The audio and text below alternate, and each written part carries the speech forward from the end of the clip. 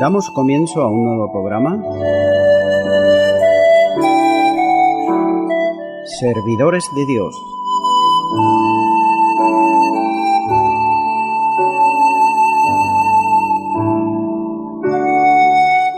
Este es un programa que está respaldado por la Iglesia Evangélica Misión Evangélica de Cataluña.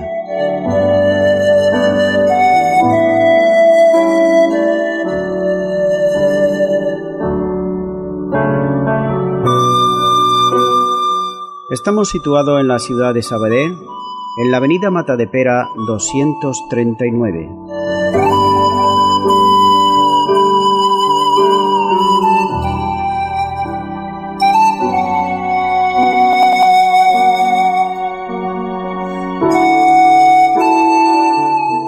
Antes de dar introducción a la palabra de Dios, estaremos poniendo una alabanza.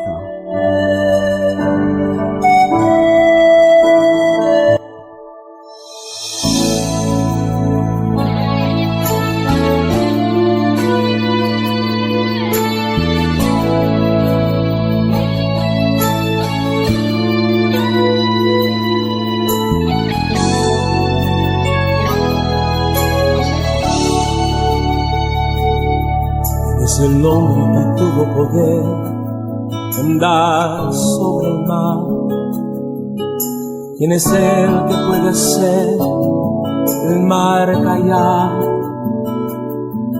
En el momento que la tempestad te quiera hundir, Él viene con toda autoridad y manda calma. Es el hombre que tuvo poder de hacer a Israel caminar por entre las aguas del Mar Rojo. Es un camino en medio del mar para el pueblo de Israel pasar. Al otro lado, con sus pies secos, pudieron cantar el himno de victoria. Cuando no estés frente al mar y lo tengas que atravesar, llama a este hombre con fe, solo Él abre el mar. Hermano, no tengas temor, si detrás viene Faraón, al otro lado tú pasarás y allí tú vas a entonar el himno de victoria. Cada vez que el Mar Rojo tú tengas que pasar, llama siempre a ese hombre que te va a ayudar. En la hora más difícil es cuando Él te ve. Llama siempre a ese hombre que tiene poder. Si tú pasas por el fuego no te vas a quemar, y si pasas por las aguas no te ahogarás. Hasta como Israel que el mar atravesó, y en el nombre del Señor el himno de victoria del otro lado cantó. Y lo tengas que atravesar, llama a este hombre con fe, solo Él abre el mar. Hermano, no tengas temor, si detrás viene Faraón, al otro lado tú pasarás y allí tú vas a entonar el himno de victoria. Cada vez que el Mar Rojo tú tengas que pasar, llama siempre a ese hombre que te va a ayudar. En la hora más difícil es cuando Él te ve. Llama siempre a ese hombre que tiene poder. Si tú pasas por el fuego no te vas a quemar, y si pasas por las aguas no te ahogarás. Pasa como Israel que el mar atravesó, y en el nombre del Señor el himno de victoria del otro lado cantó. Muchas veces en nuestra vida tenemos que atravesar ese mar rojo que también Moisés con el pueblo de Dios tuvo que atravesar. Y seguimos compartiendo la palabra de Dios. Estamos aquí precisamente en Hebreos, donde nos habla de los héroes de la fe. Estamos en el capítulo 11, versículo 29, donde dice la palabra de Dios: por la fe pasaron el mar Rojo como por tierra seca, e intentaron los egipcios hacer lo mismo, fueron ahogados. Esto es lo que a nosotros nos dice la palabra de Dios, y la palabra de Dios sabemos que es verdad. Vemos aquí en Moisés, en esta ocasión, en este versículo 29 del capítulo 11 de Hebreos, una fe victoriosa. Sí, una fe que confiaba plenamente en Dios, pero aquí vemos una fe victoriosa. Aunque para llegar a esta fe victoriosa, tuvieron tanto Moisés como el pueblo que salvar varios obstáculos. Por ejemplo, la persecución del ejército egipcio, por un lado. También la murmuración de ellos mismos, es decir, del pueblo de Israel. Y tercero y por último, el tener que cruzar el Mar Rojo. El pueblo de Israel estaba muy atemorizado, ya que ellos no eran hombres de guerra. Ellos habían sido esclavos. No tenían espada, no tenían lanza, no tenían flechas, no tenían seguramente absolutamente nada de lo que podía disponer el ejército de los egipcios. Y además no estaban preparados para eso. Ellos estaban preparados pues para eso, para trabajar como esclavos y nada más. Así que ellos tenían verdaderamente miedo, ya que no eran hombres de guerra, ni sabían tampoco cómo luchaba. Además, quienes venían para exterminarlo era el ejército, no era un ejército cualquiera, sino que en aquel momento era el ejército más fuerte, más numeroso y mejor preparado y con más medios que había en el mundo en ese momento. Además, los egipcios estaban también, por otro lado, aparte de tener todo eso a su favor, estaban completamente encolorizados, ya que habían perdido a todos sus primogénitos. Es decir, que algunos que venían pues en los carros, que venían corriendo, seguramente habrían perdido a algunos de sus hijos primogénitos, y por algo nos podemos hacer una idea cómo venían cuando el faraón ya le había dado carta blanca de que podían exterminar a los israelitas. Podemos hacernos una idea de cómo venían ellos. Por tanto, las posibilidades de Israel fuesen exterminados eran muchas. Para que fuesen exterminados eran absolutamente muchas. Había muchísimas posibilidades, es decir, no tenían ninguna alternativa. Como se suele decir, tenían todos los números para ser exterminados. Y sin embargo no tenían ninguna ocasión, ninguna, absolutamente ninguna, para salir victoriosos frente a ese ejército. Al menos, de que Dios interviniese y los libertase. Como vemos más adelante, nos dice el libro de Éxodo, capítulo 14, a partir del versículo 10 hasta el 14, dice: y cuando Faraón se hubo acercado, los hijos de Israel alzaron sus ojos, y aquí que los egipcios venían tras ellos, porque los hijos de Israel temieron en gran manera y clamaron a Jehová. Y dijeron a Moisés: ¿no había sepulcro en Egipto que nos ha sacado para que muramos en el desierto? ¿Por qué has de hacer así con nosotros, que nos has sacado de Egipto? ¿No es esto lo que hablamos en Egipto?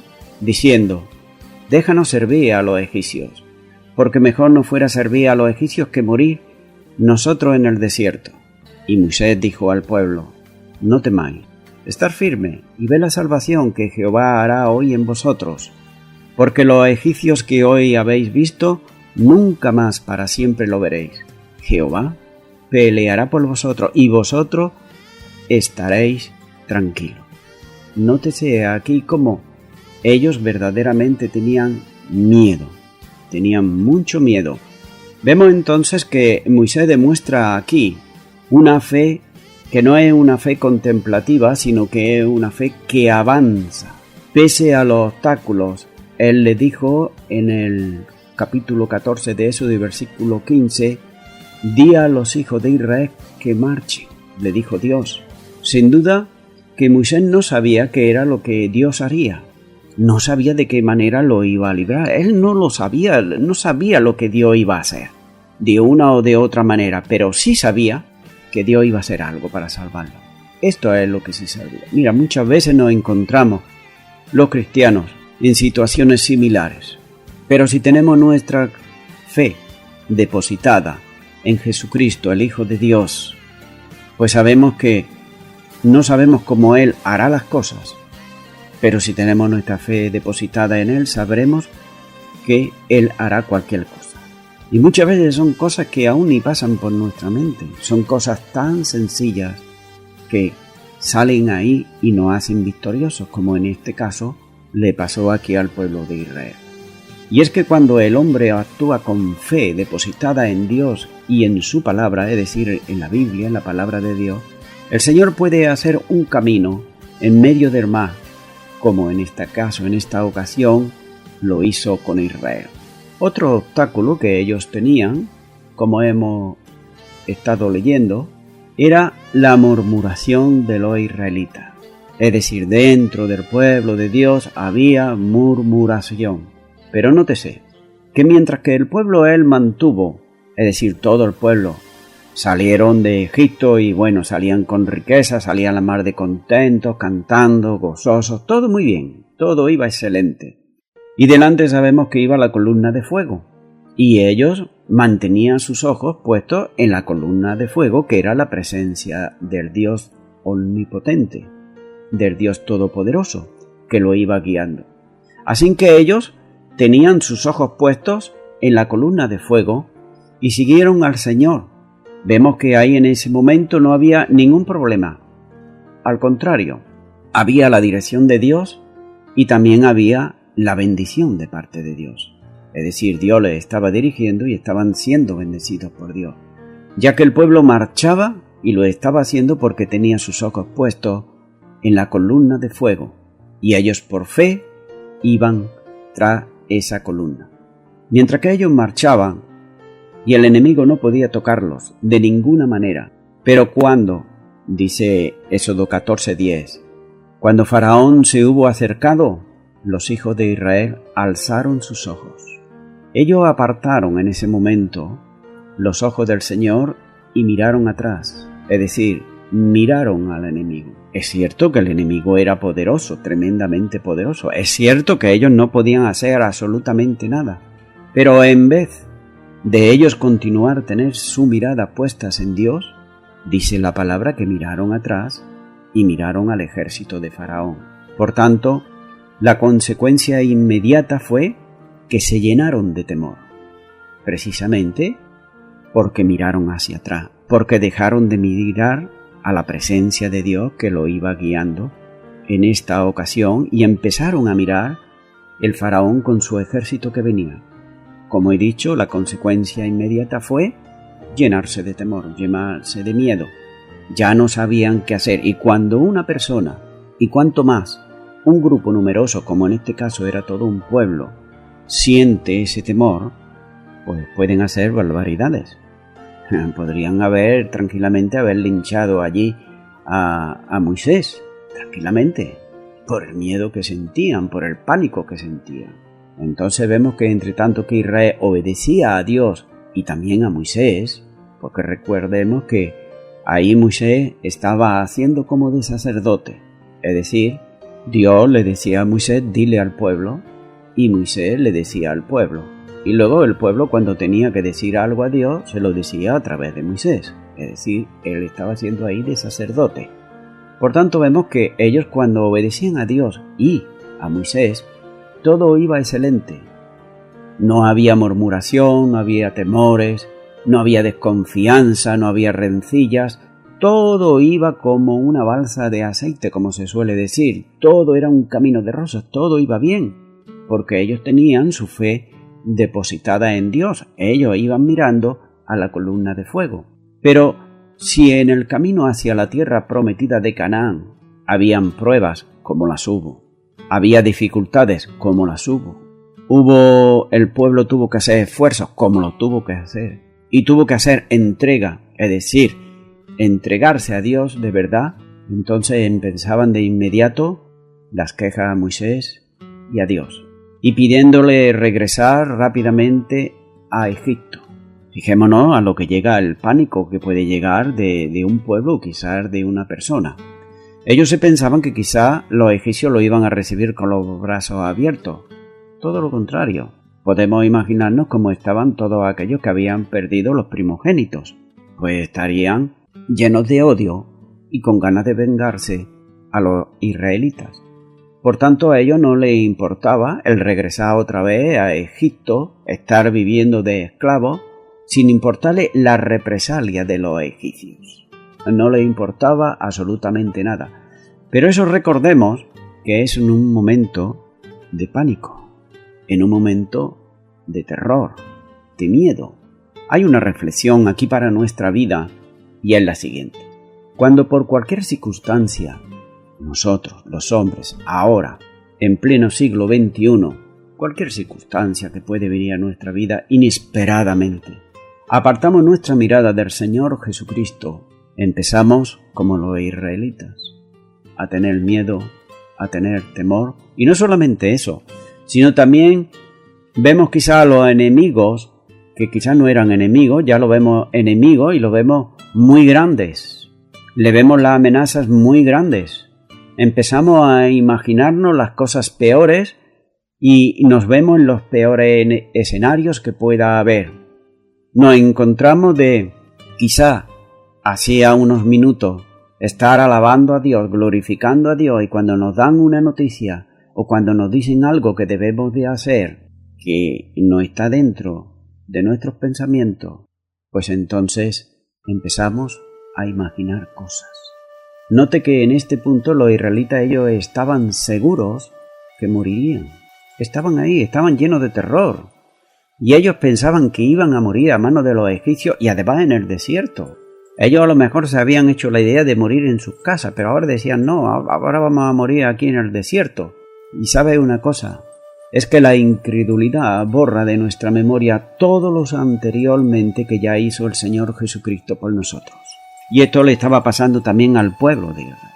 La incredulidad en ese momento, el apartar su mirada de la columna de fuego, que era la presencia de Dios, hacía verse ellos a sí mismos ya como víctimas, a verse ellos a sí mismos como que ya el enemigo ya lo iba a destruir, ya lo iba a matar, a aniquilar absolutamente a todos.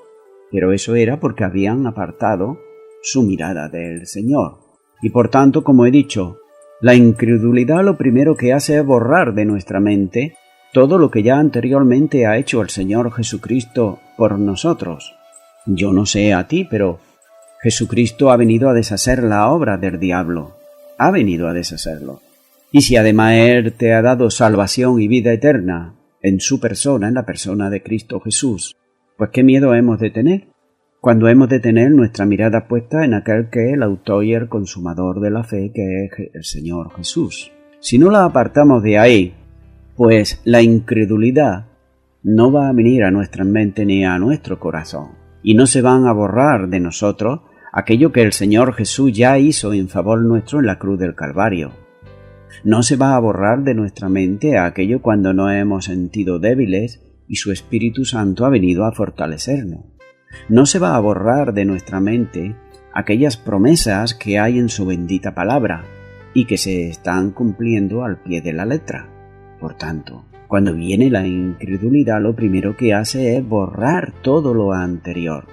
En este caso, era el pueblo de Israel, ya no se acordaba de esas plagas que vinieron sobre los egipcios. Y como Dios con poder y brazo fuerte lo sacó a su pueblo de Egipto, de la esclavitud, ya no se acordaban de eso. También en nosotros nos puede ocurrir lo mismo, que ya no nos acordamos de que el Señor Jesús nos sacó de las tinieblas, nos llevó a su luz admirable.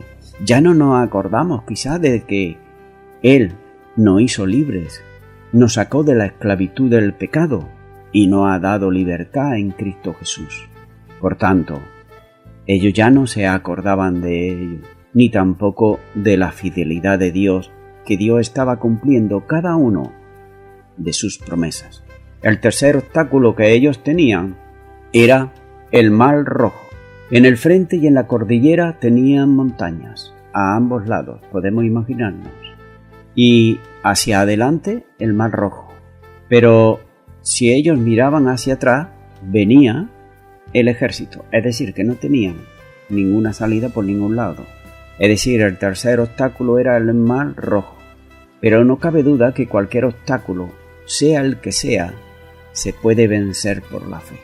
Sea un ejército, sea un mar, sea una cordillera, ya que a donde parece en algunas veces no hay salida, para Dios sí que hay salida, si confiamos en Él.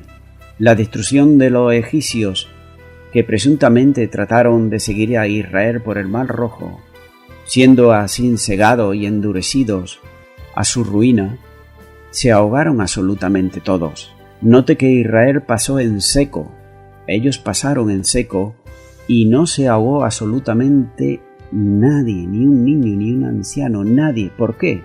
Porque ellos creyeron a Dios.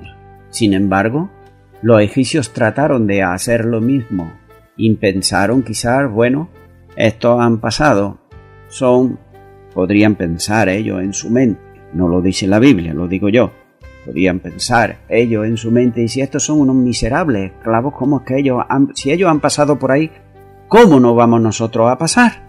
Claro que vamos nosotros a pasar también, vamos, da ya la orden ya de marcha, di que vamos a pasar. Pero ellos lo que no se daban cuenta, que el Dios Todopoderoso estaba con su pueblo. Y también había egipcios que iban juntamente con el pueblo de Israel. Estaban pasando, son aquellos que habían creído por fe lo que Dios haría. Son aquellos que habían creído a Dios. Bien es cierto que eran unos poquitos, un remanente, pero la palabra de Dios nos muestra que cuando salieron de Egipto no solamente salió el pueblo de Israel, sino que con ellos también salieron extranjeros. Así que había muchas personas que habían creído a Dios. Y todo esto vemos que ellos estaban cruzando, podían ser salvos. Y claro, los incrédulos, los egipcios, ellos pensaron, estos miserables van a pasar y nosotros nos vamos a quedar aquí siendo más fuerte, la nación más poderosa, etcétera, llenándose ellos de orgullo, inflándose su corazón y su mente de que ellos eran poderosos. ¿Cómo no vamos a pasar nosotros? Si ellos pasaron, también lo haremos nosotros. Pero ellos eran incrédulos, no creían en Dios. Dice la palabra de Dios en el Nuevo Testamento, en 2 de Pedro capítulo 2 y versículo 9. Sabe el Señor librar de tentación a los piadosos y reservar a los injustos para ser castigados en el día del juicio. Nótese, a los injustos, es decir, a aquellos que no son justos absolutamente con nadie. Y bueno, aquí tenemos la prueba de los egipcios, que ellos de justicia precisamente pues no tenían absolutamente ninguna.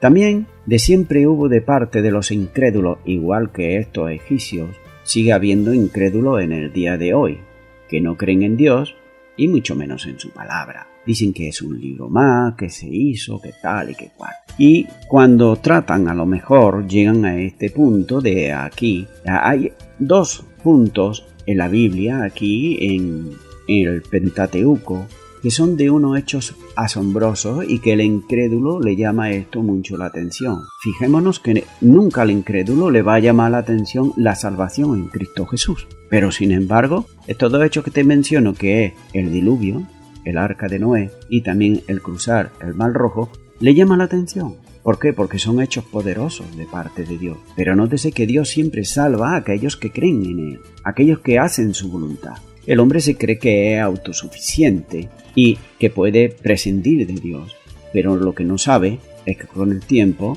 tendrá que dar cuenta absolutamente de todo lo que haga a Dios. Le guste o no le guste, eso es lo de menos. Sin embargo, los incrédulos en el día de hoy también siguen rechazando la palabra de Dios, ¿cómo no? También siguen tratando de ridiculizar la palabra de Dios, ¿cómo no? Y mucho más a los cristianos. Es más, en los medios de comunicación, en televisión, en radio, nunca, jamás se va a invitar a un cristiano que ha nacido de nuevo para que explique, para que hable sobre estos hechos. Se invitará quizá a un religioso.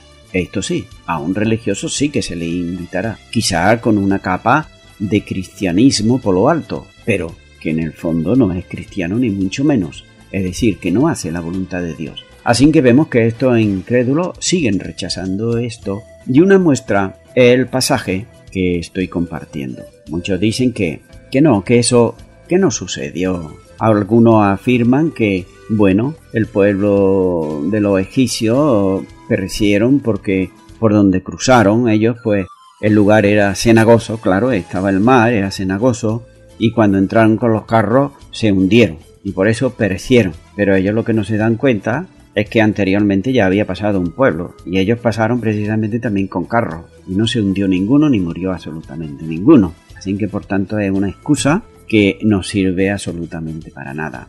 Recientemente he podido ver por medio de internet en YouTube, te doy la cita para que lo puedas ver si quieres verlo, es en YouTube y la cita puedes escribir y poner el cruce del Mar Rojo, tráiler oficial. Repito, en YouTube ahí puedes escribir el cruce del Mar Rojo, tráiler oficial. Y ahí podrás ver que se ha descubierto algo recientemente, esto no hace años, esto es de este año que lo han descubierto, que nos muestra precisamente por el lugar donde dice la Biblia que cruzaron los carros del faraón. Vemos que con los medios que hay, la alta tecnología que hay hoy, que pueden echar submarinos, investigar en el Mar Rojo lo que puede haber, lo que no puede haber, etcétera. Bien, pues este tráiler oficial aquí del cruce del Mar Rojo se ve, dice, ¿será verdad?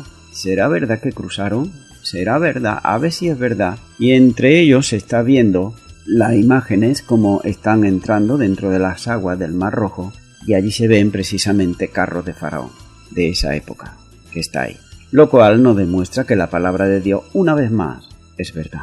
Es verdad. Y lo que sucedió, que Dios apartó las aguas y pasó por ahí su pueblo, es verdad. Yo lo creo porque lo dice la palabra de Dios. Y además los hechos lo están demostrando día tras día. Otros incrédulos dicen que Israel pasó por un pequeño río, que no era el mar, que era un pequeño río. Y otros dicen porque donde pasó Israel había poca agua, no había mucha agua. Y ¿sabes? Y dicen, no, es que vino un viento. Y el viento como que era el río tampoco no era muy grande y el agua que había del mar, pues el mismo viento pues hizo que el agua se apartase. Pues mira, si fue así, que ocurrió así, la Biblia no lo dice que fue así, ni mucho menos, pero vamos a suponer que fuese así, entonces el milagro sería muchísimo mayor, porque aquí podemos encontrar, como nos dice la palabra de Dios, que pereció todo el ejército de Faraón. Así que si pasó por un río pequeño podían haber pasado bien.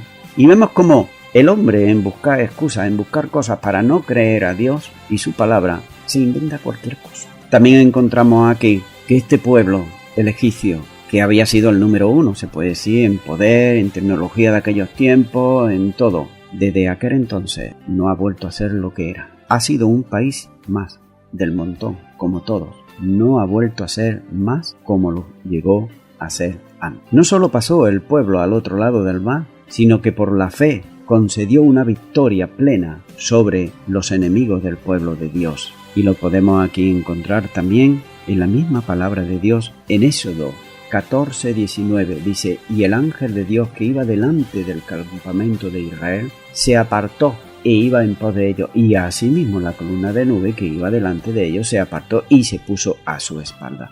Nos podemos imaginar, como he dicho antes, que ellos no tenían salida. Los israelitas no tenían absolutamente ninguna salida. A derecha e izquierda tenían las cordilleras. Al frente tenían el mar Rojo. Y detrás venía el ejército de Faraón. Pero delante iba la columna de fuego. Y entonces, ¿qué es lo que hace la columna de fuego?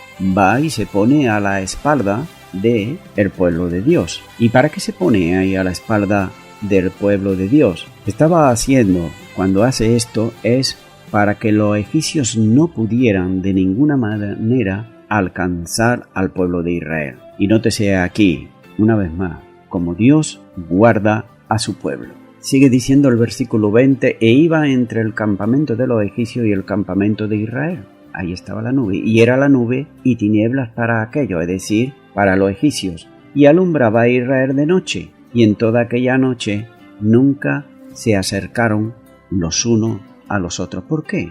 Vemos aquí que había una separación de luz y una separación de tinieblas. La nube del poder de Dios se situó en ambos lados, como he dicho. Y vemos como la columna de nube era para los israelitas era una protección, y aparte de protección, era luz. Sin embargo, para los egipcios era nube, y era tinieblas. Por tanto, cuando los egipcios estaban a punto para apresar a su presa, de repente viene la nube y su presa desaparece de su vista. Esta es la protección de parte de Dios. Hay una reflexión para nuestra vida, y es la siguiente. La palabra y la providencia de Dios tienen un lago negro y oscuro hacia el pecado y hacia los pecadores, hacia aquellos que se creen autosuficientes, hacia aquellos que se creen muy sabios, muy inteligentes y que todo lo saben, hacia eso, y que no se humillan delante de Dios, sino todo lo contrario, que se rebelan en contra de Dios. Pero hay, sin embargo, una parte positiva y agradable para aquellos que son verdaderamente israelitas o que para aquellos que verdaderamente creen en Dios y en su palabra. Notamos aquí como nos dice también la palabra de Dios en el Nuevo Testamento en Efesios capítulo 5 y versículo 8. Y está hablando aquí Pablo a la iglesia de Éfeso y le está diciendo así: porque en otro tiempo erais tinieblas, mas ahora sois luz en el Señor. Andad como hijos de luz. Nótese, en otro tiempo. Es decir, que el mundo y aquellos que son incrédulos, que no quieren saber absolutamente nada de Dios, ni de su palabra, ni del plan de salvación que Dios tiene para su vida, ellos andan en tinieblas. Ellos andan en oscuridad, como estaban los egipcios. Ellos no podían atacar, ellos no podían andar, porque no podían ver más adelante. Yo no sé si tú confiarías a alguien de decirle, llévame a tal sitio o a esto por mí. Una persona que está en oscuridad, no solamente en oscuridad de luz que se puede ver con los ojos, sino también en oscuridad de entendimiento en cuanto a las cosas espirituales. Están ahí, están cegados, porque su mente está ahí por el Dios de este siglo que nos dice la palabra de Dios, que es Satanás, que tiene sus mentes enteblenecidas, para que no puedan venir a la luz, es decir, a la palabra de Dios, a la salvación. Por tanto, vemos aquí que el hombre en el día de hoy se cree que es muy sabio, sin embargo no se da cuenta que tiene su mente enteblenecida y alguien la está entebleneciendo para que no venga la verdad, para que no pueda ser salvo. Sin embargo, cuando se le está hablando que puede alcanzar la salvación y la vida eterna por medio de Cristo Jesús, muchos se ríen, se están riendo. Sin embargo, se le está ofreciendo una salvación. Es igual que aquel sediento que ya está arrastrándose por el suelo y que no puede más. Imagínate una persona así, que tú vas y le das un vaso de agua. ¿Te lo va a rechazar? Bueno, si tiene su mente enteblenecida, lo primero no lo verá. Y si se lo das y le dices que es agua y que puede salvar su vida, si es incrédulo también puede llegar a pensar que le vas a dar veneno o que no le va a servir de nada. Esto es lo que hace la incredulidad. Pero sin embargo, en cada corazón de cada ser humano hay un rinconcito, hay una parte en la cual está reservada para Dios. Ahí no puede entrar absolutamente nada ni nadie, solamente Él. Y solamente cuando aceptamos a Cristo en nuestro corazón es cuando podemos decir que verdaderamente estamos plenos, estamos llenos, estamos satisfechos de todo. Tenemos entonces sentido, hay sentido a nuestra vida. No es como antes, ya no andamos en tinieblas, ya no vamos siguiendo la corriente del mundo. Podemos ver la corriente del mundo, que es lo que está haciendo en los días de hoy. Por ejemplo, la economía, por ejemplo, la guerra, por ejemplo, la familia, etc.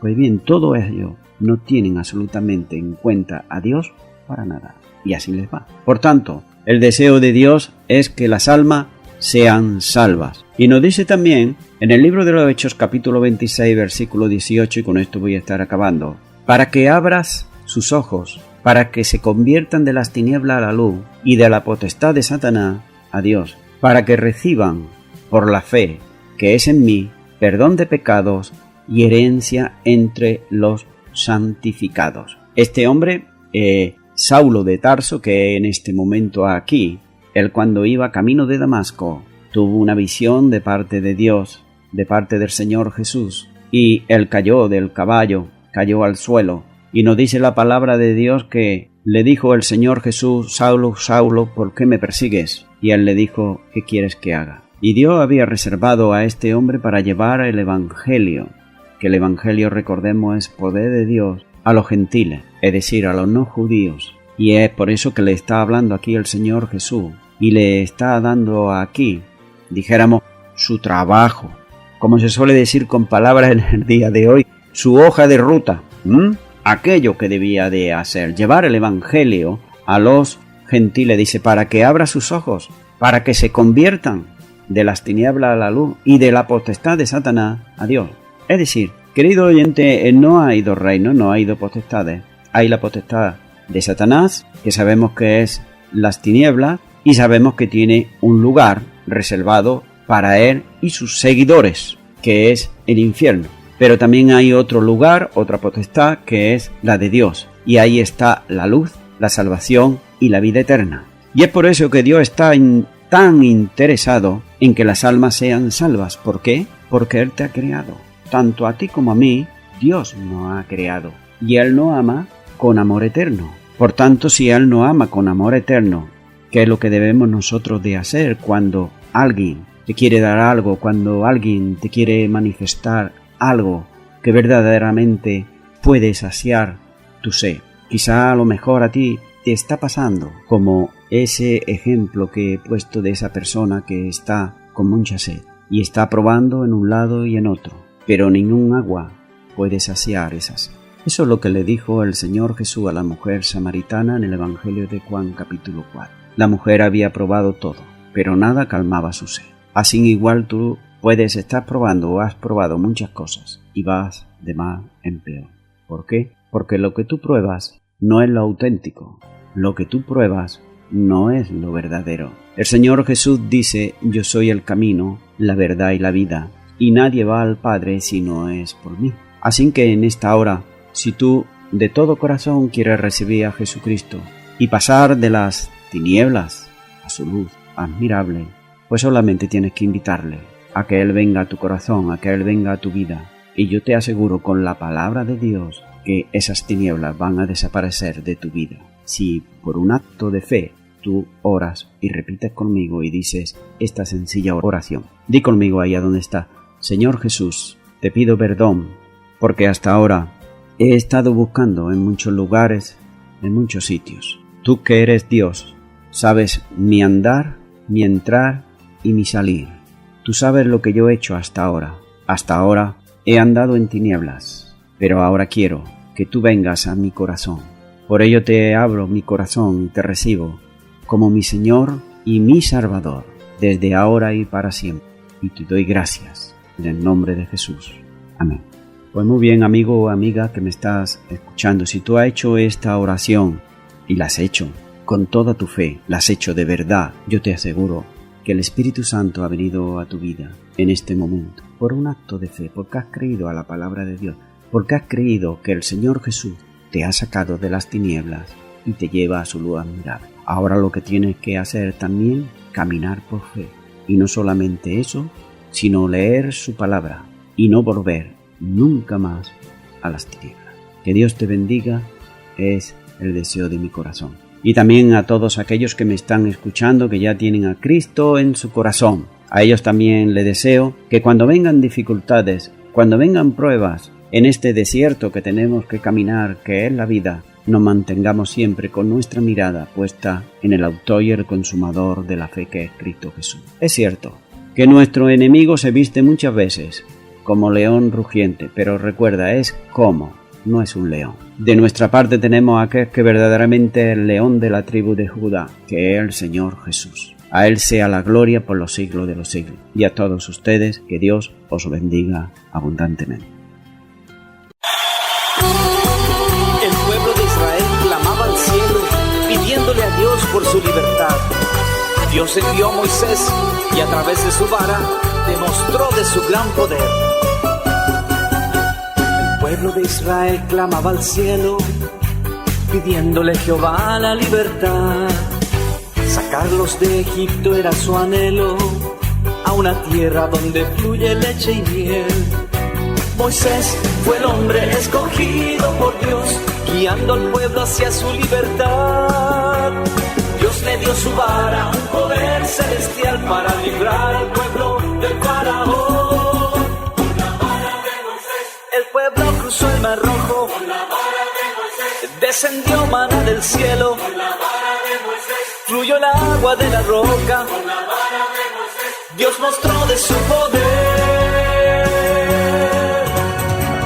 Así es, Dios mostró de su poder a través de la vara de Moisés. ¡Aleluya!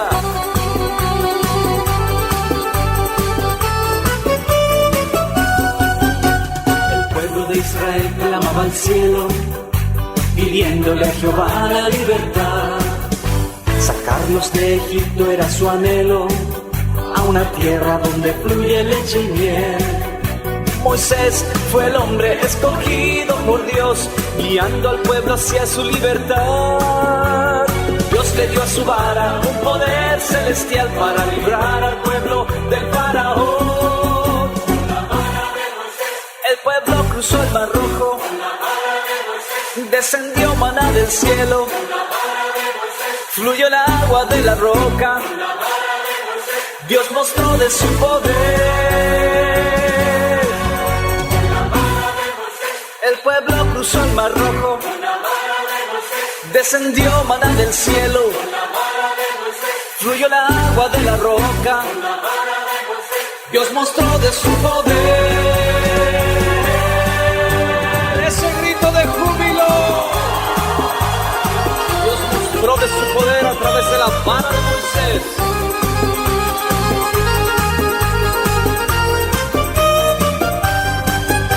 Moisés fue el hombre escogido por Dios, guiando al pueblo hacia su libertad. Dios le dio su vara, un poder celestial para librar al pueblo del faraón. El pueblo cruzó el mar rojo, descendió maná del cielo, fluyó el agua de la roca. Dios mostró de su poder. El pueblo cruzó el mar rojo, descendió maná del cielo, fluyó el agua de la roca. Dios mostró de su poder.